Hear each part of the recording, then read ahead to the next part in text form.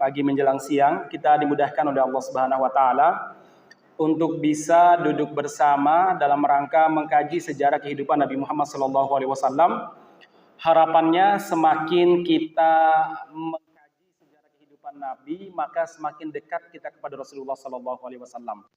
Semakin dekat kita dengan Rasulullah, insya Allah kita berupaya untuk meneladani beliau dalam setiap sisi kehidupan kita.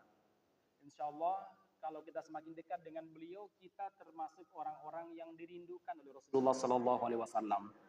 Beliau mengatakan bahwa beliau akan menanti kita di telaganya nanti. Dalam sebuah hadis dijelaskan begini, setelah Rasulullah SAW haji wada, beliau mampir ke kuburan Uhud, syuhada Uhud. Sebagaimana kita ketahui, syuhada Uhud kan di luar kota Madinah. Kemudian ma'asyiral muslimin, saat itu Nabi Muhammad SAW rindu dengan para sahabat yang telah gugur sebagai syuhada. Beliau bersabda begini, "Assalamualaikum ya syuhada Uhud. Semoga keselamatan, keberkahan dan rahmat Allah untuk kalian, wahai para syuhada Uhud." Kemudian pada saat itu beliau mengatakan, "Antum sabikun wa nahnu lahikun." Insya Allah kalian telah mendahului kami meninggalkan dunia, berjumpa dengan Allah. Kami akan segera menyusul. Wa inni, dan saya, beliau lebih menegaskan lagi, insya Allah bikum lahik. Insya Allah juga akan segera menyusul kalian. Itu membuat para sahabat sudah mulai bertanya-tanya, ini maksudnya apa? Ya, biasanya kan beliau, "Assalamualaikum ya ahlal kubur minal mu'minina wal mu'minat wa inna insyaallah bikum lahikun." Biasanya Rasulullah SAW cukup sampai pada kalimat "dan kami", maksudnya kita semua, akan segera menyusul. Tapi kenapa kali ini ada tambahannya "wa ini", dan aku sendiri akan segera menyusul kalian? Sebenarnya para sahabat sudah mulai menduga-duga ini ada apa sebenarnya. Kemudian Rasulullah SAW tiba-tiba menangis dan meneteskan air mata. Para sahabat mengatakan, "Ya Rasulullah, kenapa Anda menangis?" Rasul mengatakan, "Ishtaqtu li ikhwani." Saya merindukan kawan-kawanku, saudara-saudaraku. Para sahabat mengatakan, "Ya Rasulullah, alasna ikhwanak, bukankah kami saudara-saudara Anda?" Apa jawaban Nabi? "La, bal antum ashabi." Bukan saudara yang aku maksud di sini, tapi kalian adalah sahabat-sahabat dekatku. Innama ikhwani, saudara-saudaraku adalah alladzina yu'minuna bi wa lam yarawni. Mereka yang beriman kepadaku dan belum pernah menyaksikan aku, belum pernah melihat aku. Jadi beriman kepada Rasulullah tapi belum pernah berjumpa dengan Rasulullah SAW. Siapa? Insya Allah kita ini. Insya Allah. Nah, maka semakin dekat kita dengan Nabi, potensi untuk menjadi kawan-kawan Nabi, maksudnya saudara-saudara Nabi Muhammad SAW itu adalah sangat besar. Kalau semakin dekat dengan Nabi, salah satunya dengan cara mengkaji sejarah Nabi. Nah, ma'asyiral muslimin, setelah itu Nabi Muhammad SAW pulang ke rumahnya. Kurang lebih 1 hari kemudian beliau merasakan sakit. Semakin hari semakin berat sakitnya, hingga akhirnya beliau sampai nggak kuat berdiri. Saat itu beliau memanggil semua istri-istrinya dan mengatakan, saat itu beliau masih di rumahnya Ibunda Maimunah. Beliau mengatakan, "Bolehkah aku dirawat di rumahnya Aisyah?" Minta pendapat mereka. Apa jawaban para istrinya? "Kami rela ya Rasulullah, silakan kalau engkau dirawat di tempatnya Aisyah, nanti kami tinggal mengunjungi bergantian sama Aisyah." Oke. Akhirnya beliau berdiri, nggak mampu berdiri, sekali lagi berdiri, jatuh, kemudian dipapah oleh Ali dan Al-Fadl bin Abbas. Dua-duanya sepupu Nabi. Dipapah, kemudian dibawalah ke rumahnya Aisyah. Begitu keluar dari rumahnya Ibunda Maimunah, kan kelihatan sama orang banyak. Orang-orang pada terheran, ada apa Nabi? Kenapa Nabi sakit? Sakit berat sekali. Semua ucapan sedih terucapkan dalam lisannya para sahabat. Akhirnya jamaah sekalian yang mudah-mudahan dirahmati Allah Subhanahu wa taala, mereka pun, para sahabat mulai bertanya-tanya, ramailah orang-orang di masjid. Rasulullah kemudian masuk ke rumahnya Ibunda Aisyah. Baru beberapa saat beliau mencoba untuk memejamkan mata, suara para sahabat membuat beliau tidak bisa tidur dan beliau bertanya, "Ya Aisyah, ada apa kok ramai sekali di luar?" Ibunda Aisyah mengatakan, ya Rasulullah, para sahabatmu telah berkumpul dan mereka mengkhawatirkan dirimu ya Rasulullah. Kalau begitu aku akan menemui mereka. Rasul mencoba untuk berdiri namun tidak kuat. Lantas beliau mengatakan kepada istri-istri beliau, ambilkan kepadaku beberapa baskom air dingin. Dibawalah air dingin entah 1 atau 2 baskom. Kemudian Rasulullah SAW minta disiramkan badannya. Disiramlah badannya terus pelan-pelan. Kemudian setelah itu apa? 7 gayung disiramkan kepada Rasulullah SAW. Akhirnya beliau merasa sangat segar. Beliau berkata kepada istrinya, pakaikan aku baju. Dipakaikanlah baju Nabi Muhammad SAW. Beliau pun keluar berjalan sendiri menuju mimbarnya. Kemudian disitulah beliau memberikan beberapa nasihat-nasihat yang terakhir. Di antaranya beliau menanti kita kelak di telaga nanti. Apa kata beliau? Ayuhan nas, wahai sahabat-sahabatku, la'allakum takhafuna alayya, mungkin kalian mengkhawatirkan tentang aku. Para sahabat mengatakan, bala ya Rasulullah, betul ya Rasul, kami mengkhawatirkan kesehatan dirimu ya Rasulullah. Rasul pun mengatakan, ayuhan nas, wahai sahabat-sahabatku, mau'idukum ma'i laisad dunya. Perjumpaanku dengan kalian yang hakiki bukan di dunia. Mau'idukum ma'i fil haud. Sesungguhnya perjumpaan kalian dengan aku nanti di telaga. Aku tunggu kalian telaga nanti. Ya, telagaku. Ini nasihat pertama. Nasihat yang kedua, ayuhan nas, wahai manusia, kata beliau, lal faqru akhsha alaikum innama akhsha alaikum antum satu alaikumud dunya kama busitat ala ladina man kana qablakum. Bukan kemiskinan yang aku khawatirkan menimpa kalian. Enggak. Miskin itu pasti terjadi, tapi bukan itu yang paling kukhawatirkan menimpa kalian. Yang kukhawatirkan menimpa kalian adalah dunia dibukakan lebar-lebar, dimudahkan untuk kalian. Sebagaimana dunia pernah dibukakan kepada orang-orang sebelum kalian. Kemudian kalian berlomba-lomba untuk meraihnya tanpa mengindahkan yang halal maupun yang haram, tanpa mengindahkan hak-hak orang lain. Bahkan kalian menghalalkan yang haram, mengharamkan yang halal, bahkan melanggar kehormatan saudara kalian untuk mendapatkan dunia. Fatuhlikukum kama ahlakatsum. Dunia pun menghancurkan kalian sebagaimana dunia pernah menghancurkan orang-orang sebelum kalian. Itu nasihat yang kedua. Yang ketiga, beliau mengatakan, ayuhan nas, wahai para sahabatku, Allahu fi salatikum. Allah fi salatikum. Jagalah Allah dengan menunaikan salat kalian. Jagalah Allah dengan menunaikan salat kalian. Kemudian yang terakhir, yang keempat, beliau mengatakan, ayuhan nas, wahai manusia, ittaqullaha fin nisa, usikum antas tausu bin nisa'i khaira. Bertakwalah kepada Allah dengan menjaga baik-baik perempuan-perempuan kalian, istri kalian, anak perempuan, saudari perempuan kalian. Hendaklah kalian mendidik baik-baik perempuan-perempuan kalian, istri kalian, anak perempuan kalian, ataupun saudari perempuan kalian. Didiklah mereka baik-baik. Kemudian setelah itu Rasul memberitahu bahwa beliau akan meninggal. Apa kata beliau? Ayuhan nas, wahai manusia, inna abdan khayyarahullahu bainad dunya wa indahu fakhtara ma indahu. Wahai manusia, sesungguhnya Allah Subhanahu wa taala telah menawarkan kepada seorang hamba apakah masih pingin di dunia ataukah akan segera berjumpa dengan Allah Subhanahu wa taala, segera mendapatkan apa yang di sisi Allah Subhanahu wa taala. Maka hamba ini menginginkan untuk berjumpa dengan apa yang di sisi Allah Subhanahu wa taala. Semua orang tidak paham kata-kata terakhir ini. Yang paham cuma satu, Abu Bakar. Abu Bakar begitu mendengarkannya, beliau segera menangis. Beliau meneteskan air mata, kemudian beliau menangis. Para sahabat mengatakan, kenapa Anda menangis, Abu Bakar? Abu Bakar mengatakan, apakah kalian tidak memahami kalimat-kalimat terakhir Nabi Muhammad? Beliau memberitahu bahwa beliau memilih untuk segera berjumpa dengan Allah Subhanahu wa taala. Artinya beliau sebentar lagi akan meninggalkan kita. Baik, jamaah sekalian, ternyata sekali lagi Rasulullah SAW berpesan bahwa perjumpaan kita dengan Nabi Muhammad bukan di dunia, terutama kita orang-orang yang hidup setelah beliau wafat. Perjumpaan kita dengan beliau nanti di haud, di mana? Di telaga. Kapan itu? Ketika kita dibangkitkan dari alam kubur setelah tiupan sangkakala yang kedua. Bangkit dalam keadaan kehausan yang luar biasa karena kita sudah lama berbaring di atas kuburan.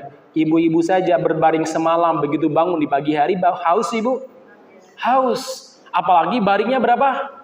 10 hari, 20 hari, setahun, 2 tahun, 300 tahun, 500 tahun, bahkan mungkin sudah 1000 tahun lebih, terutama para sahabat Nabi.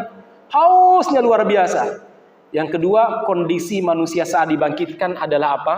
Mereka dalam keadaan telanjang bulat tanpa sehelai pakaian pun. Yang ketiga, mereka dalam keadaan belum sunat. Ya, belum sunat.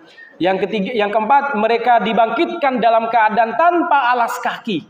Jadi seperti kita dilahirkan oleh orang tua kita. Ya, betul-betul kondisi seperti itu. Berjalan, langit bukan langit sekarang yang kita tatap, bumi bukan bumi yang kita pijak sekarang. Yauma tubaddalul ardu ghairul ardi was samawat, kata Allah, hari itu langit telah diganti dengan langit lain, kemudian bumi telah diganti dengan bumi lain. Kita berjalan menuju padang mahsyar dalam keadaan seperti tadi. Ibunda Aisyah mengatakan, ya Rasulullah, dalam keadaan telanjang bulat, iya. Laki perempuan dicampur, betul. Ya Rasulullah, apakah laki perempuan tidak saling menengok? Kata Ibunda Aisyah. Apa jawaban Rasul? Aisyah, perkara yang dihadapi oleh manusia saat itu jauh lebih mengerikan daripada sekedar menengok miliknya fulanah atau miliknya bapak fulan. Gak sempat nengok ya. Kenapa? Perkara yang dihadapi mereka betul-betul luar biasa. Haus. Maka pada saat itulah para nabi telah dibangkitkan lebih dulu. Dan mereka telah diberi pakaian oleh Allah Subhanahu wa Ta'ala. Manusia yang pertama kali diberi pakaian adalah Nabiullah Ibrahim alaihissalam. Kemudian Nabi kita Muhammad sallallahu alaihi wasallam, dan kemudian nabi-nabi yang lainnya. Mereka berdiri di pinggir telaga-telaga yang disiapkan oleh Allah untuk mereka. Dan telaga mereka berbeda-beda luasnya tergantung banyak dan sedikitnya umatnya. Ada nabi yang luas banget, dan itu adalah telaga Nabi kita Muhammad sallallahu alaihi wasallam yang paling luas. Telaganya diameternya sejauh perjalanan 1 bulan. Diameternya. Kemudian airnya lebih putih dan renyah daripada madu, serta lebih manis, lebih putih daripada susu dan lebih manis daripada madu. Masya Allah. Rasanya kayak apa? Nanti saya akan jelaskan kalau udah masuk surga nanti ya. Luar biasa masyarakat muslimin. Ada nabi yang telaganya sedikit, ada nabi telaganya seperti baskom, kecil. Kenapa? Mungkin umatnya cuma 1. Bahkan ada nabi, kata Rasulullah, dibangkitkan dalam keadaan sendirian, tidak punya umat sama sekali. Jadi kalau ibu-ibu berdakwah, kok dakwah Anda nggak begitu diminati, padahal Anda sudah evaluasi, kata apik, baik dan sebagainya, disampaikan dengan cara yang baik, kok nggak ada yang berminat? Udah, nggak usah terlalu sedih. Yang penting Anda sudah evaluasi. Kenapa? Nabi aja ada yang tidak punya pengikutnya. Kemudian Rasulullah SAW ditanya oleh para sahabat, ya Rasulullah, bagaimana Anda mengetahui umat Anda yang begitu banyak ya Rasul?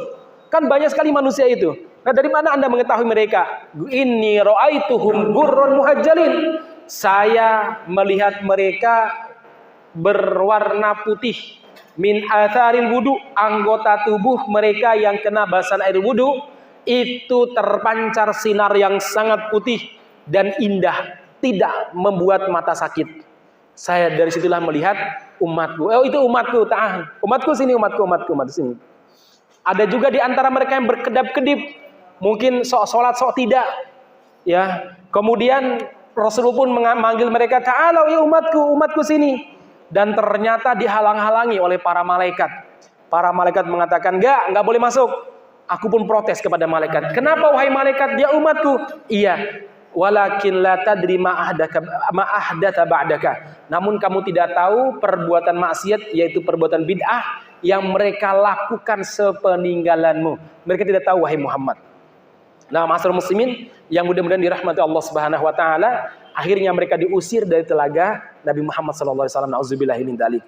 Yang lainnya minum telaga Nabi yang kata Rasul itu kiri kanannya jadi temboknya itu adalah permata dan emas. Gelas-gelasnya dari permata. Masya Allah. Belum pernah kan? Dan nggak boleh ya minum gelasnya gelas emas, itu kan nggak boleh ya. Jadi berkakas. Buat apa ya? Buat pajangan saja kalau punya gelas emas ya. Nah, masyarakat muslimin yang mudah-mudahan dirahmati Allah Subhanahu wa taala, itulah ya di tempat di mana kita berjumpa dengan Nabi Muhammad SAW. Nah, kita mengkaji sirah salah satunya supaya kita dekat dengan Nabi. Harapan kita seperti itu. Oh, Nabi pernah begini, kemarin kajian sirahnya seperti ini. Akhirnya semangat yang kita bawa itu semangat mencontohi Nabi. Kenapa? Karena dalam kepala kita, dalam memori kita yang ada adalah apa? Cerita tentang Nabi Muhammad SAW. Kalau kita tidak punya cerita, maka kita susah untuk bercerita kepada orang lain. Ibu-ibu nanti kalau udah punya cucu itu susah ceritanya. Cerita apa ya? Masa cerita wayang ya? Ya. Tapi kalau Anda punya cerita, oh, dulu Nabi Muhammad itu pernah begini loh ya. Dan Nabi itu begini. Saya alhamdulillah kalau ngobrol sama anak-anak sering cerita Nabi. Ya, sering cerita tentang Nabi Muhammad SAW. Nabi itu pernah begini loh nak. Nabi itu pernah lapar banget. Sampai perut Nabi dikasih 2 batu ya. 2 batu sehingga tidak bisa merunduk. Supaya tegak terus badannya. Oh gitu tuh Bi. Iya makanya kamu harus bersabar. Nabi kita aja begitu. Nah maksud saya itu merupakan tarbiyah yang sangat luar biasa kepada anak-anak kita. Jadi ilmu itu akan kita rasakan manfaatnya saat kita butuh ya. Baik jamaah sekalian yang mudah-mudahan dirahmati Subhanahu wa taala, sekarang kita masih pada perang Hunain. Ini sesi kedua. Ya, betul ya. Yang dulu kan Hunain juga, cuma dulu sisi lain. Perang Hunain silakan dibuka perang Hunain. Sudah? Baik. Jamaah sekalian yang mudah-mudahan dirahmati Allah Subhanahu wa taala. Kemarin saya cerita bahwa perang Hunain perang Hunain ini merupakan perang yang dilancarkan oleh Rasulullah SAW untuk menghadang beberapa kabilah. Di antara kabilahnya adalah, udah ketemu ibu-ibu? Udah ya, baik. Sebentar. Halamannya.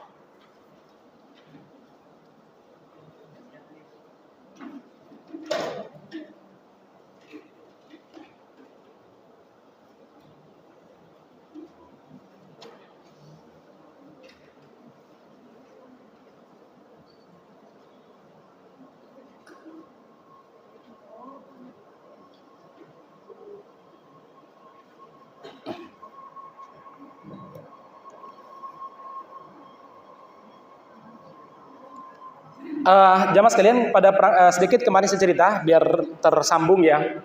Perang Hunain ini merupakan perang yang dilakukan oleh Rasulullah SAW ketika setelah selesai peristiwa Fatuh Makkah. Jadi tahun 8 Hijriah di bulan Ramadan, Rasulullah SAW menaklukkan kota Makkah. Nah kemudian pada saat penaklukan kota Makkah, Nabi Muhammad SAW mengampuni semua penduduk kota Makkah tanpa ada seorang pun di antara mereka yang diperbudak ataupun di antara mereka yang dibunuh, kecuali hanya beberapa orang yang memang sudah kelewat batas kejahatannya. Nah, karena mereka mendapatkan ampunan dari Nabi Muhammad SAW, maka pada saat itu mayoritas orang-orang Makkah, bukan mayoritas, semua orang-orang Makkah menyatakan diri masuk Islam secara sukarela. Hal inilah di antara tafsir firman Allah Subhanahu wa taala, wa ra'aitan nas sayadkhuluna fi dinillahi afwaja. Kamu akan melihat manusia masuk ke dalam agama Allah secara berbondong-bondong. Nah, setelah itu jamaah sekalian, setelah berdiam beberapa pekan di kota Makkah, Nabi Muhammad SAW mendengar bahwa di daerah Taif itu berkumpul beberapa kabilah yang ingin menyerang kota Makkah. Ada Bani Saqif, ada Bani Hawazin, kemudian ada juga beberapa kabilah-kabilah kecil seperti Nasr, Sa'ad, Nasr bin Hilal dan sebagainya. Nah, jemaah sekalian yang mudah-mudahan dirahmati Allah Subhanahu wa taala, akhirnya Nabi Muhammad sallallahu alaihi wasallam melakukan persiapan untuk menghalangi jangan sampai pasukan-pasukan tersebut menyerang kota Makkah. Kemudian berkumpullah kurang lebih 12.000 pasukan. Nah, 12.000 pasukan itu adalah 10.000 pasukan yang dibawa oleh Nabi Muhammad sallallahu alaihi wasallam dari kota Madinah untuk menaklukkan kota Makkah. Sementara 2.000-nya itu adalah orang-orang yang baru masuk Islam di peristiwa Fatu Makkah. Sehingga totalnya 12.000. Nah, singkat cerita masyarakat muslimin, Nabi Muhammad sallallahu alaihi wasallam pun berangkat untuk berperang melawan orang-orang Hawazin, demikian juga orang-orang Bani Saqif. Bani Saqif itu penghuni kota Taif. Kalau ibu-ibu pernah umroh atau haji, itu ada sebuah kota namanya kota Taif. Kalau pernah plus di sana. Nah, di kota Taif itu dulu dihuni oleh Bani Saqif.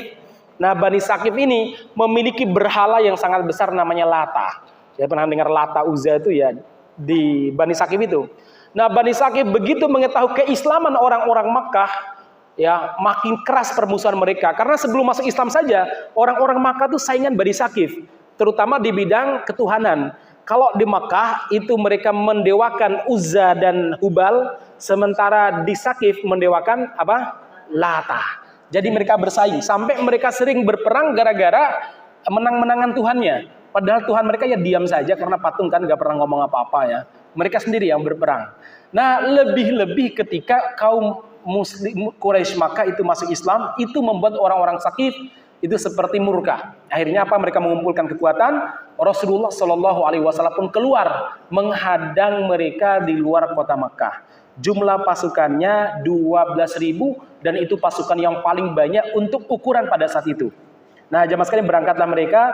Ada banyak peristiwa yang terjadi di situ. Di antaranya satu, orang-orang yang baru masuk Islam yang berjumlah 2.000 itu paling banyak ngomongnya macam-macam. Maklum mereka belum terdidik dengan pendidikan Islam, kan baru masuk Islam. Di antara yang mereka omongkan adalah yang membuat Allah marah, murka. Itu apa? Mereka mengatakan la ghaliba lanal yaum. Hari ini tidak ada yang mampu mengalahkan kita. Kita pasukan yang paling banyak dan kita akan menang. Musuh kita akan lari terbirit-birit tanpa mengucapkan insya Allah, tanpa mengucapkan biidnillah atas izin Allah. Dia terlalu bangga dengan kemampuan, terlalu bangga dengan apa yang dia miliki. Ya, mereka mengatakan kita akan menang, jumlah kita banyak. Dan ternyata jamaah sekalian, nanti singkat cerita, pada peperangan itu pasukan kaum muslimin walaupun jumlahnya banyak, mereka awal pertempuran kocar-kacir. Jadi singkat cerita, kocar-kacirnya karena apa? Karena mereka diserang dadakan di tengah jalan. Jadi belum siap-siap, lagi jalan, mungkin pedang masih di sarungnya, panah yang masih di unta atau mungkin masih terikat di kudanya, baju perang mungkin belum dipakai juga karena belum siap untuk perang. Ternyata diambus, diserang secara tiba-tiba oleh pasukan yang terdiri dari beberapa kabilah tadi, terutama kabilah Bani Saqif, demikian juga suku Hawazin, yang memang mereka ini adalah bangsa-bangsa pemburu. Singkat cerita jemaah sekalian, kaum muslim mengalami kewalahan yang luar biasa sampai Nabi Muhammad SAW berdiri sendirian bersama Abu Bakar. Jadi para sahabat sudah pencar kemana-mana, dan yang pertama kali mundur dari medan perang adalah tadi 2.000 orang yang baru masuk Islam, yang paling sombong tadi yang sekalian. Mereka justru yang paling mundur pertama kali. Nah, ma'asyiral muslimin yang mudah-mudahan dirahmati Allah Subhanahu wa taala, sementara Rasulullah bersama Abu Bakar, beliau berdua tegak berdiri di depan barisan musuh dan gak mundur. Masya Allah ya, gak mundur Abu Bakar sama Rasulullah SAW ini. Nah, akhirnya orang-orang berteriak, di mana Rasulullah? Rasul pun berteriak dengan kalimat yang sangat keras, ana Muhammadun, ana Rasulullah, ana ibnu Abdul Muthalib. Aku Muhammad, aku Rasulullah, dan aku putranya Abdul Muthalib, kakeknya beliau. Aku adalah putranya Abdul Muthalib, dan aku tidak akan mundur. Akhirnya satu persatu sahabat bergabung, dan kemudian mereka berhasil memukul mundur musuh. Walaupun banyak di antara para sahabat yang terluka, tetapi pelajaran yang paling berharga adalah apa? Yaitu orang-orang yang sombong itu adalah orang yang pertama kali dihukum oleh Allah Subhanahu wa taala. Dan kesombongan termasuk dosa yang cepat dihukum. Ada beberapa dosa yang diundur oleh Allah Subhanahu wa taala hukumannya, tapi ada beberapa dosa yang paling cepat dihukum oleh Allah Subhanahu wa taala. Satu durhaka kepada kedua orang tua. Kemudian yang kedua apa? Sombong tadi. Ya. Kemudian yang ketiga kedoliman, terutama kedoliman terhadap orang-orang miskin. Ya. Ini paling cepat dihukum oleh Allah Subhanahu wa taala. Orang yang tadi ya kurang berbakti kepada orang tua, durhaka kepada orang tua. Yang kedua adalah sombong, kemudian yang ketiga adalah dolim, terutama kedoliman terhadap orang lain. Ya orang lain maksudnya, bilang terhadap orang lain. Apalagi orang lain tersebut sangat percaya kepada dia. Ini adalah kedoliman yang sangat luar biasa dan Allah Subhanahu wa taala akan cepat menghukumnya dunia maupun di akhirat. Kalau bukan mereka sendiri, nanti keluarganya yang akan kena. Keluarga yang kena. Entah anak cucunya atau mungkin keluarga dekatnya. Karena ini janji dari Allah Subhanahu wa taala. Nah, ma'asyiral muslimin yang mudah-mudahan dirahmati Allah Subhanahu wa taala, kesombongan itu yang membuat Allah Subhanahu wa taala murka sampai disebutkan dalam sebuah hadis Rasulullah Allah pernah berfirman, al-kibriya uridai. Kesombongan itu adalah selendangku, jubahku. Wal adamatu izari, sementara keagungan merupakan sarungku. Man naza'ahu wahidan minni, barang siapa yang merebut salah satunya dari aku, barang siapa yang merebut salah satunya dariku, ya tadi kesombongan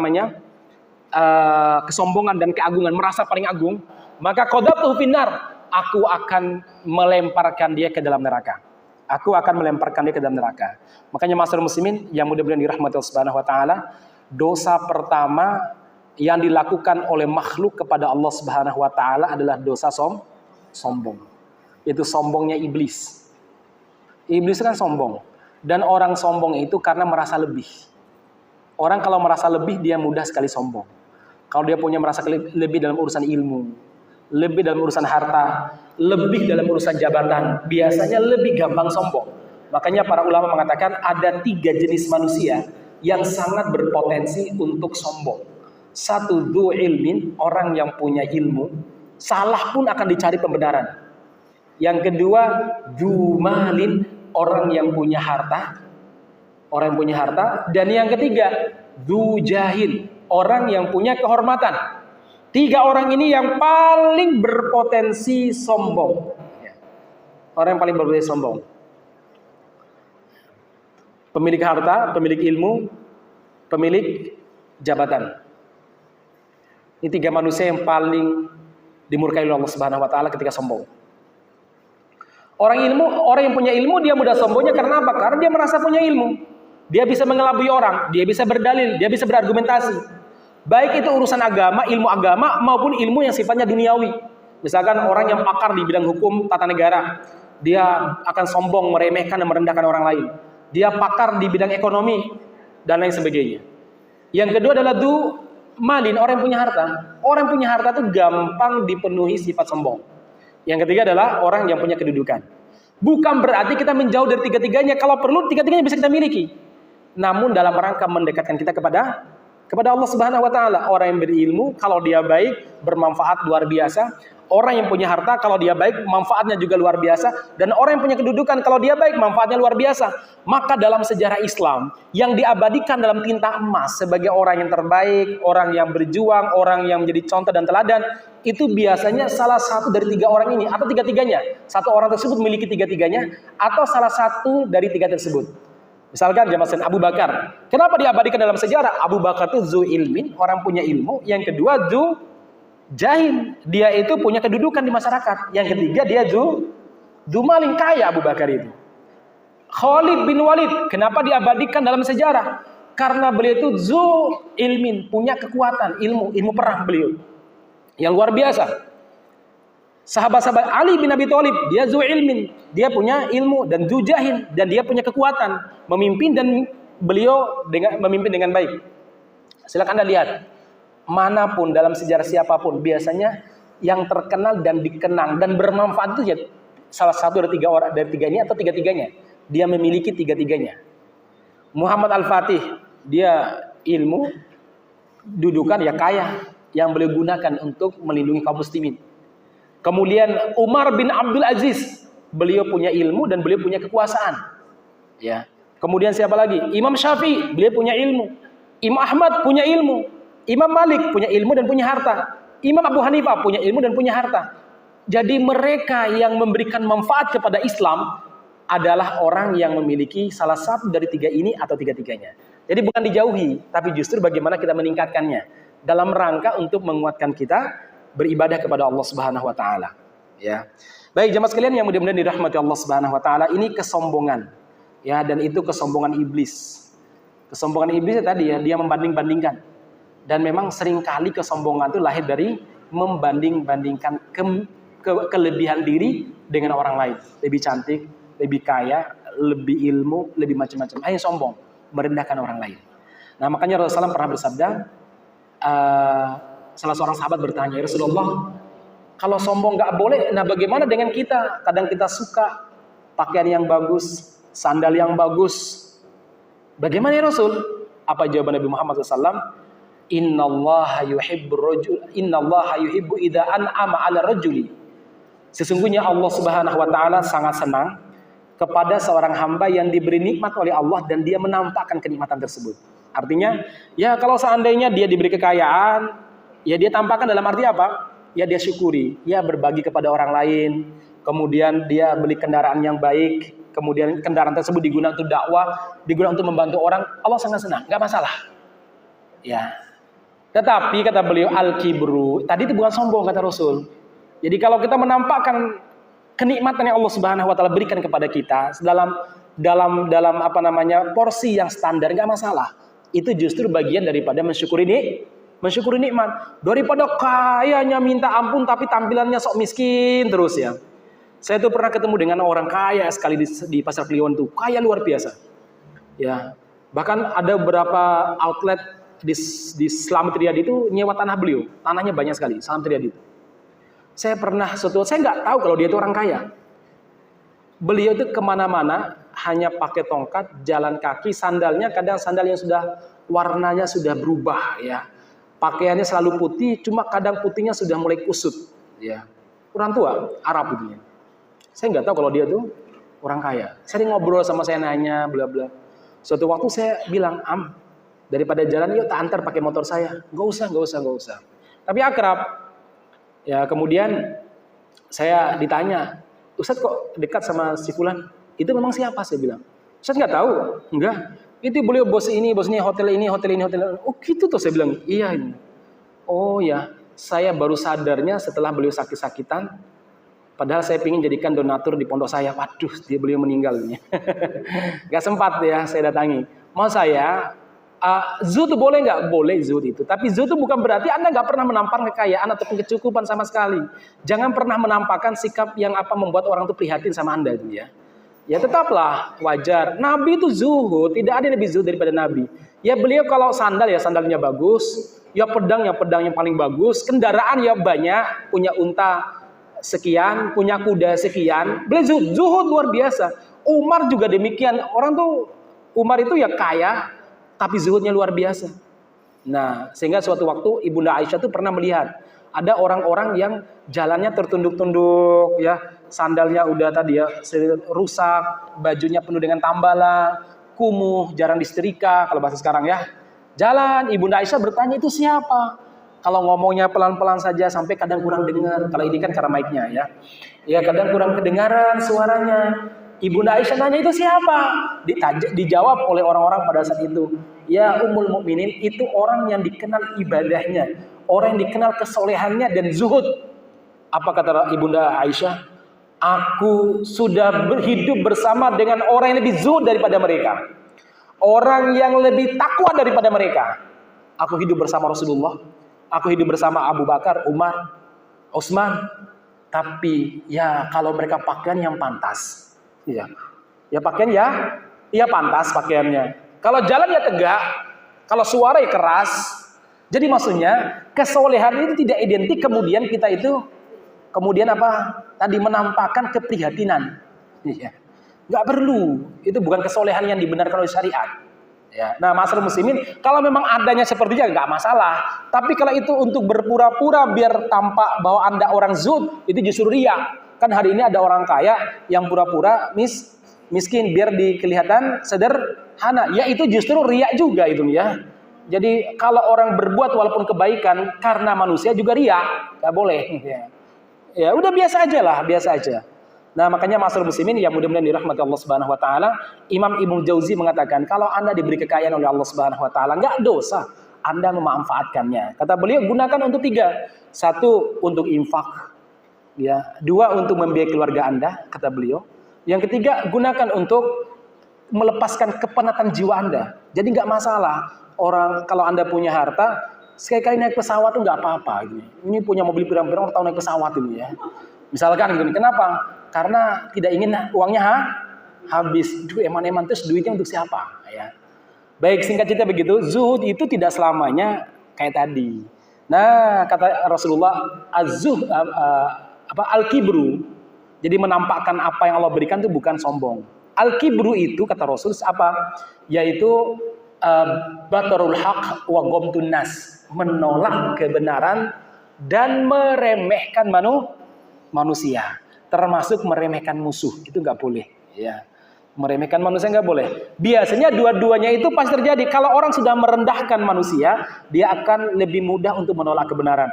Kalau orang menolak kebenaran, seringkali disebabkan karena dia itu merendahkan orang yang menyampaikannya. Ya, baik masyarakat muslimin yang mudah-mudahan dirahmati Subhanahu Wa Taala, ini bahaya dosa kibir, dosa sombong, yang kadang menimpa para aktivis, menimpa orang-orang ngaji, kata jemaah sekalian, menimpa orang-orang ngaji. Maka perlu kita jaga hati kita dari sifat kibir, sombong. Lihat bagaimana Rasulullah dan para sahabat terkena efek kesombongan yang melakukan bukan beliau, bukan para sahabat-sahabat yang telah lama masuk Islam, yang melakukan segelintir orang, tapi berdampak pada semua pasukan. Dari sini para ulama mengatakan bahwa kalau kesombongan terjadi di sebuah komunitas, maka komunitas tersebut akan kena dampaknya. Ya, kena dampaknya. Masyarakat muslimin, ini peristiwa pertama yang terjadi pada perang Hunain. Ya, peristiwa pertama itu kesombongan. Ya. Peristiwa yang kedua jamaah sekalian adalah peristiwa di sini disebutkan dengan pohon Zatu Anwat. Dia ketemu belum di situ? Peristiwa ada pohon Zatu Anwat yang digunakan untuk menggantungkan senjata. Ya. Jadi ceritanya ini flashback ke belakang sebelum feedback sebelum kejadian perang.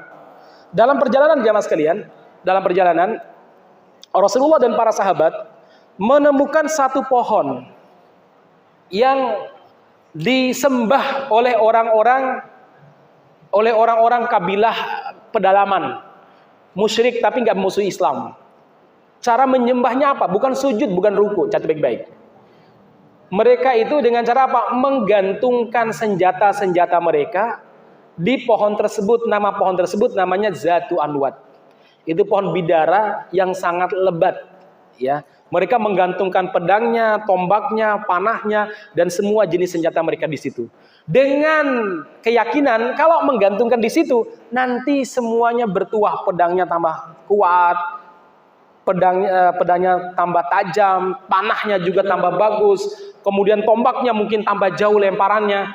Jadi mereka meyakini kalau seandainya naruh barang-barang di situ, ya nanti ada barokahnya. Ya, itu keyakinan mereka. Nama pohon tersebut adalah pohon Zatu Anwat. Ya, itu pohon bidara. Nah, masyarakat muslimin yang mudah-mudahan dirahmati Allah Subhanahu Wa Taala, Rasulullah lewat dengan para sahabat. Setelah mereka melewati orang-orang ini, mungkin setelah 1 kilo apa 2 kilo kemudian, mereka menemukan pohon yang mirip, sama pohonnya pohon sidr, yaitu pohon bidara. Lebat juga jamaah sekalian, lebat juga, dahannya juga sangat banyak sekali. Akhirnya para sahabat yang 2000 tadi, yang belum terdidik dengan cara yang baik, yang baru masuk Islam tadi, ngomong begini sama Rasulullah, ya Rasulullah, wahai Rasulullah, ij'al lana dzata anwatin kama lahum dzatu anwat. Buatkan kami pohon Zatu Anwat sebagaimana orang-orang tadi punya pohon Zatu Anwat. Biar kami gunakan untuk menggantung senjata kami, baju perang kami, helm perang kami, biar ada keberkahan lah, jawaban mereka. Nah, hal itu membuat Rasulullah SAW kemudian berteriak dengan suara yang sangat keras, berucap dengan suara yang keras. Apa kata beliau? Subhanallah. Riwayat lain, Allahu Akbar. Innahas sunan. Demi Allah, itu adalah sunan, tradisi orang-orang jahiliyah. Sungguh kalian telah meminta kepada saya sesuatu yang pernah dimintai oleh Bani Israel kepada Musa. Apa itu permintaan Bani Israel kepada Musa? Yaitu untuk membuatkan Tuhan selain Allah Subhanahu wa taala. Itu terkandung dalam firman Allah Subhanahu wa taala di sebuah surat. Ceritanya begini. Suatu waktu Bani Israel, yaitu pengikut Nabi Musa alaihissalam, berhasil menyelamatkan diri dari laut dan dari kejaran Firaun. Laut kemudian menghantam Firaun dan pasukannya, dan mereka pun mati semuanya. Nah, Bani Israel yang dipimpin oleh Nabi Musa alaihissalam minta kepada Nabi Musa, Musa, kita kan sudah selamat dari kejaran Firaun. Bagaimana kalau kita balik lagi ke Mesir? Di Mesir kami masih punya rumah, ya kami juga punya toko, kami juga mungkin punya kebun yang belum dipanen, dan berbagai macam godaan-godaan dunia. Apa jawaban Nabi Musa? Tidak. Kita tidak boleh balik ke Mesir. Terus kemana? Allah telah menyediakan bagi kalian sebuah tanah yang disucikan, di sanalah kita tinggal, yaitu di Al-Quds, Baitul Maqdis. Ayo kita ke sana. Kemudian mereka berjalan, berjalan. Namun di tengah jalan mereka melihat ada beberapa suku pedalaman yang memiliki beberapa sembahan. Ada pohon, ada patung-patung mereka sembah. Cara sembahnya bukan sujud, bukan ruku, cuma duduk, itikaf. Kalau sekarang semedi di pohon tersebut, atau di bawah pohon tersebut, atau di bawah patung, semedi aja. Dengan keyakinan, kalau seandainya mereka bersemedi di situ, itikaf di situ, nanti ada kebaikan. Contoh, sakitnya hilang, hutangnya lunas misalkan. Kalau perempuan tambah cantik, kalau laki-laki tambah gagah, perkasa. Opolah keyakinan mereka macam-macam. Kalau itikaf di situ. Nah, akhirnya Bani Israel melihat hal itu iri. Mereka bilang sama Musa, Musa ij'al lana ilahan kama lahum alihah. Mbok kami dibuatkan juga Tuhan seperti itu, sebagaimana mereka punya Tuhan. Akhirnya Nabi Musa marah dan mengatakan, innakum qaumun tajhalun. Kalian ini orang bodoh. Allah beri kenikmatan iman malah minta Tuhan lain. Ya, apakah layak bagi aku mencarikan Tuhan selain Allah bagi kalian? Kata Musa. Nah, begini maksudnya. Permintaan para sahabat yang baru masuk Islam tadi untuk dibuatkan zatu anwat, pohon tempat menggantungkan senjata, disamakan oleh Nabi dengan permintaan Bani Israel dibuatkan ilah. Dari sini para ulama mengatakan berarti menganggap bahwa pohon ini punya keberkahan, padahal nggak ada dalil sama sekali, itu adalah menjadikan Tuhan selain Allah. Ilah, la ilaha illallah. La ilaha illallah itu salah satunya. Itu apa? Kita harus menafikan semua bentuk keberkahan dan ngalap berkah dari apapun, kecuali yang telah dijelaskan oleh dalil syar'i. Gak boleh. Dan ibadah itu gak selamanya sujud dan ruku. Karena hari ini banyak orang beranggapan gak apa-apa ke kuburan keramat, ya ngelus-ngelus kuburannya atau ambil tanahnya. Itu bukan ibadah, gak syirik. Yang penting kan kita gak sujud, gak ruku. Maka jawaban kita adalah apa? Sejak kapan ibadah itu dibatasi dengan sujud dan ruku? Gak ada. Bahkan kalau Anda baca sejarah, termasuk baru kita ceritakan, beribadah kepada pohon itu bukan berarti sujud dan ruku kepada pohon. Bahkan sejarawan mengatakan belum pernah ada sejarah yang menulis bahwa menyembah pohon yang dilakukan oleh orang-orang Arab jahiliyah itu artinya sujud sama ruku kepada pohon, itu belum ada aja mas sekali. Gak ada, gak pernah. Nah terus nyembah pohon itu maksudnya apa? Ya tadi gantungan senjata atau duduk semedi di situ, atau mungkin bawa minyak wangi dioles-oleskan di pohon tersebut atau di patung tersebut. Kalau mereka itu nyembeli di depan patung, menyembeli di depan pohon, nanti darahnya diusap-usapkan kepada patung ataupun kepada pohon tersebut. Jadi mereka nggak pernah sujud kepada patung, nggak pernah ruku kepada patung. Namun Allah menyebutkan perbuatan tadi sebagai perbuatan ibadah. Jadi sekali lagi ibadah itu nggak selamanya, sekali lagi jemaah sekalian, bukan sujud dan ruku saja. Bahkan ada ibadah namanya al-lamas, menyentuh dengan penuh keagungan dan pengagungan. Contoh, kita menyentuh Ka'bah itu ibadah. Itu benar karena ada syariatnya. Kita menyentuh rukun Yamani dengan penuh pengagungan, itu karena ada syariatnya. Nah, zaman dulu orang-orang musyrik Arab itu punya patung besar namanya Hubal yang diletakkan di samping Ka'bah. Beginilah. Ini Ka'bah, ini patung Hubal. Kalau mereka tawafnya begini mereka ini. Sebentar. Saya pernah cerita mungkin ya. Labbaik Allahumma labbaik, labbaik la syarika bukan, labbaik Allahumma labbaik, labbaik ya Uzza laka labbaik, labbaik ya Manat laka labbaik. Nanti di sini Hubal sambil dipegang Hubalnya, labbaik ya Hubal. Penuh bangga. Hubal, sampaikan hajatku kepada Allah, bahwa aku butuh apa Bu? Butuh menantu yang solehah misalkan, atau yang soleh. Tolong Hubal. Tawaf lagi. Jadi itu ibadahnya mereka. Dari mana kita tahu ini ibadah? Jadi ceritanya, kalau Nabi tawafnya nggak di situ. Labbaik Allahumma labbaik, labbaik la syarika laka labbaik, innal hamda wan ni'mata laka wal mulk la syarika lak. Nggak lewati Hubal yang dipegang oleh Nabi Hajar Aswad, kalau nggak Rukun Yamani. Mereka tersinggung, piye itu Muhammad, akhirnya banyak yang ikut Muhammad, gara-gara Muhammad Tuhan kita sepi penyembah, sepi pengelus ya. Nah, akhirnya apa? Mereka bilang, Muhammad, gimana kalau kita barter? Barter pripun? Wes ngene wae lah. Kamu beribadah kepada Tuhan kami selama setahun dan kami beribadah kepada Tuhanmu selama setahun. Kalau kami nyaman dengan Tuhanmu, kami lanjutkan jadi muslim selama-lamanya. Piye Muhammad? Nabi Muhammad tuh mikir, kan cuma nyentuh aja. Apa kata beliau? Antadiru amra rabbi, saya tunggu keputusan Allah. Kalau sujud ruku nyembelih untuk patung, Nabi Muhammad jelas menolak mentah-mentah. Ini hanya menyentuh. Maka beliau bilang, saya tunggu keputusan Allah. Ternyata Allah menurunkan, qul ya ayyuhal kafirun, wahai orang-orang kafir, la a'budu ma ta'budun, aku tidak akan beribadah tuh ini. Apa yang kalian ibadahi, wala antum abiduna ma a'bud. Bisa pahami ya? Jadi nyentuh saja itu bagian daripada ibadah, kalau itu menjadi rangkaian sebuah tradisi yang dipercaya ada hal-hal yang lebih. Itu ibadah. Karena kepada selain Allah ya syirik. Maka kemarin ada seorang kiai ngobrol sama saya, dia bilang gini, nggak apa-apa lempar kepala kerbau di pantai selatan itu.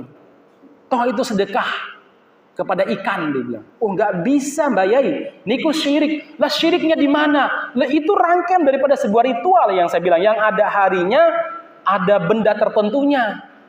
Enggak, coba Pak Yai, boleh nggak ganti dengan kepala ayam misalkan? Jadi lempar kepala kerbau diganti dengan lempar kepala ayam ke laut. Mau nggak mereka? Nggak mau, harus kepala kerbau. Kenapa? Karena ada keyakinan di situ. Jadi ini bukan masalah urusan sedekah bumi. Kalau sedekah kepada ikan mah kita sepakat. Ya Anda ambil pakan lempar ke laut mah itu ibadah. Mau sehari 2 kali, 3 kali, 4 kali terserah. Tapi ini ada waktunya tertentu. Kemudian alatnya tertentu dan caranya tertentu. Ibadah Pak Yai, saya bilang. Oh, dia diam juga saya itu. Tapi ada juga yang ngeyel. Katanya apa? Setelah saya bilang ibadah itu nggak sekedar sujud dan ruku, saya bilang. Ada lagi yang protes. Selama meyakini Allah yang menurunkan keberkahan, kebaikan, kesembuhan dan lain sebagainya, nggak apa-apa kita ke kuburan. Kan yang penting kita ngomong sama Mbah Yai di kuburan Mbah Yai, tolong sampai kepada Allah bla bla bla. Kan nggak masalah. Saya bilang persis yang dilakukan oleh orang-orang jahiliyah. Biar yang ngonten Mbah Yai. Mereka itu tidak pernah namanya meyakini Lata, Uzza, Manat itu yang menurunkan hujan, yang menyembuhkan, tidak. Nah terus mereka tuh yakinnya Allah. Cuma mereka ini menjadikan ini sebagai perantara. Maka dalam Al-Quran disebutkan wa ya'buduna min dunillahi ma la yadurruhum wa la yanfa'uhum.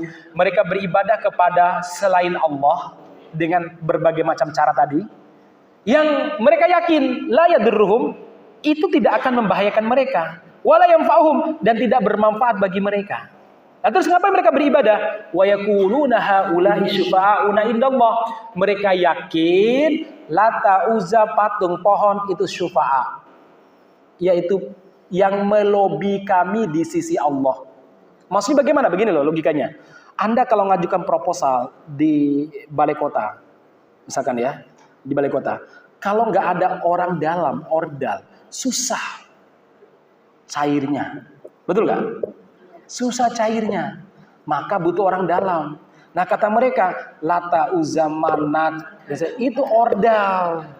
Syufa'un itu begitu maksudnya. Jadi mereka yakin semuanya Allah yang yang akan memutuskan sebagaimana kalau kita ngajukan proposal, kita yakin itu semuanya adalah wali kota yang menandatangani, tapi harus butuh orang dalam. Sama Allah menyembuhkan, bla bla, tapi harus ada ordal. Allah menyebut itu sebagai sebuah kesyirikan walaupun masih yakin Allah segala-galanya. Jadi paham ya? Jadi nggak ada alasan itu, nggak apa-apa asalkan masih meyakini Allah. Siapa bilang orang jahiliyah biyen ya yakin? Kalaupun mereka yakin misalkan, patung tertentu, pohon tertentu memberi keberkahan, itu pun sifatnya tidak independen, masih syarat kalau Allah mengizinkan bahasanya. Jadi semuanya karena Allah, kalau Allah mengizinkan. Ya. Dan sekarang malam mingguan, ada kiai yang bisa menurunkan hujan.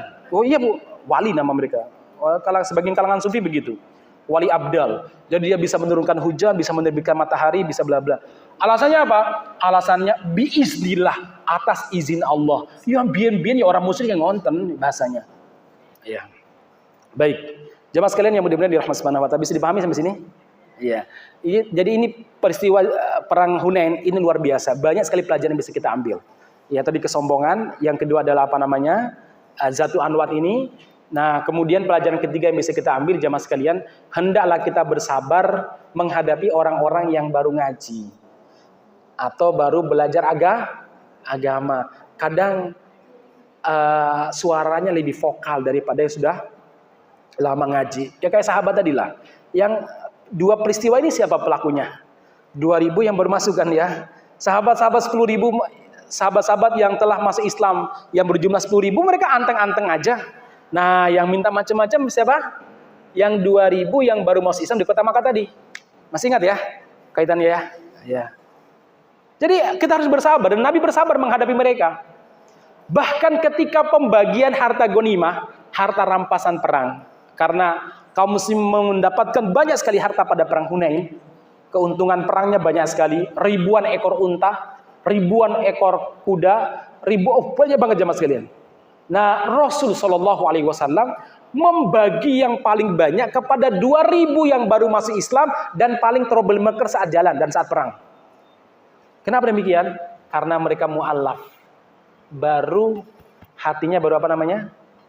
Baru dibujuk untuk komitmen dengan Islam.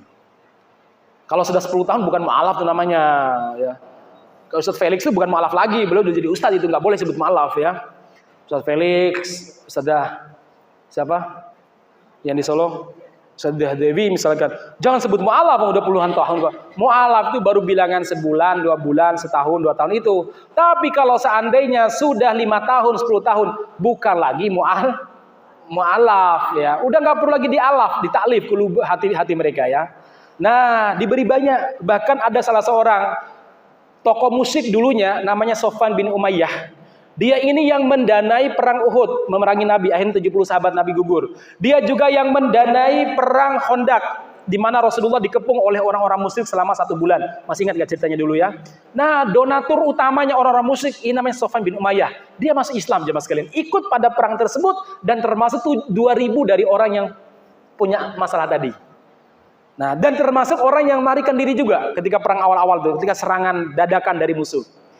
Dia minta, ya Rasul, mau aku dikasih. Oke, dikasih 100 ekor kambing. Dia bilang apa? Ya Rasul, saya itu memiliki banyak tanggungan. Istri-istri saya banyak, istri adik-adik saya dan bapak saya yang telah terbunuh pada perang Badar. Kan engkau yang membunuhnya. Maksudnya kan pasukan Nabi yang membunuhnya. Ya, itu juga aku menjadi tanggungannya. Ponaan-ponaanku banyak. Tambahkan ya Rasul. Dikasih 100 lagi ekor sapi, 100 ekor kambing. Udah berapa berarti? Udah 200. Masih bilang apa? Ya Rasul, saya ini tokoh, banyak tamu yang datang. Dulu saya sebelum masuk Islam, kalau mereka datang, saya sambut mereka baik-baik. Ya Rasul, jangan sampai setelah saya masuk Islam, saya nggak punya apa-apa untuk menyambut mereka, dan mereka pun mencela keislaman saya. Tolong jaga Islam ya Rasul. Dikasih lagi 100. Totalnya berapa? 300. Ada yang dikasih oleh Nabi 5 ekor unta. Masih minta ya Rasul tambah 5. Jadi berapa? 10. Ada yang dikasih Nabi 50 ekor unta. Ada yang dikasih Nabi sekian puluh ekor unta. Dan itu semuanya 2.000 tadi jemaah sekalian. 2.000 tadi. Nah, saat itu orang-orang Ansor penduduk asli Madinah yang datang ikut berperang bersama dengan Nabi saat itu rodok gimana gitu ya. Kok yang dikasih lebih banyak mereka, padahal mereka ini orang yang pertama kali melarikan diri dan paling banyak bikin masalah selama perjalanan. Nah, akhirnya mereka itu bukan protes, menanyakan hal itu kepada Nabi. Kenapa sampai Nabi bisa memutuskan demikian? Sementara orang-orang Ansor dan 10.000 pasukan yang dibawa dari kota Madinah hanya dikasih sekedarnya saja untuk bekal. Mungkin dikasih gandum untuk bekal, ya mungkin kambing 1 untuk 5 orang misalkan ya. Ya, gitu aja. Padahal mereka yang paling terdepan dalam berperang. Nah, bagaimana keputusan Nabi terkait masalah itu? Insya Allah pada pertemuan berikutnya. Barakallahu fikum. Ya. Ada yang bertanya, silakan. Sejarah itu membuat kita memahami banyak hal. Terkadang kalau kita baca dalil itu agak kaku. Saat melihat sejarah, oh ternyata banyak peristiwa yang mengiriminya. Baik, barakallahu fiik. Silakan kalau yang bertanya, ibu-ibu. Cukup? Kalau tidak ada yang bertanya sampai di sini, insya Allah kita lanjutkan pada bulan depan, masih di perang Hunain ya, karena nanti tumbuh bibit-bibit Khawarij, kelompok yang disebut oleh Rasulullah sebagai anjing-anjing neraka. Ya, insya Allah kita lanjutkan. Kapan dan kenapa mereka muncul? Insya Allah kita lanjutkan pada karena itu terjadi pada peristiwa Hunain. Ya. Demikian dari saya. Jazakallahu khairan. Mohon maaf kalau ada hal yang kurang berkenan. Saya mohon doanya. Insya Allah saya besok Sabtu berangkat umroh plus Turki. Jadi kalau mohon doa ibu-ibu mudah-mudahan lancar karena membawa jamaah banyak ya. Dan mudah-mudahan ibu-ibu juga dimudahkan untuk bisa umroh ya bersama keluarga. Insyaallah saya berdoa kepada Allah mudah-mudahan rizki dan dimudahkan semuanya oleh Allah Subhanahu wa taala ya. Demikian subhanakallahumma rabbana bihamdika asyhadu an la ilaha illa anta astaghfiruka wa atubu ilaik. Walhamdulillahirabbil alamin. Assalamualaikum warahmatullahi wabarakatuh.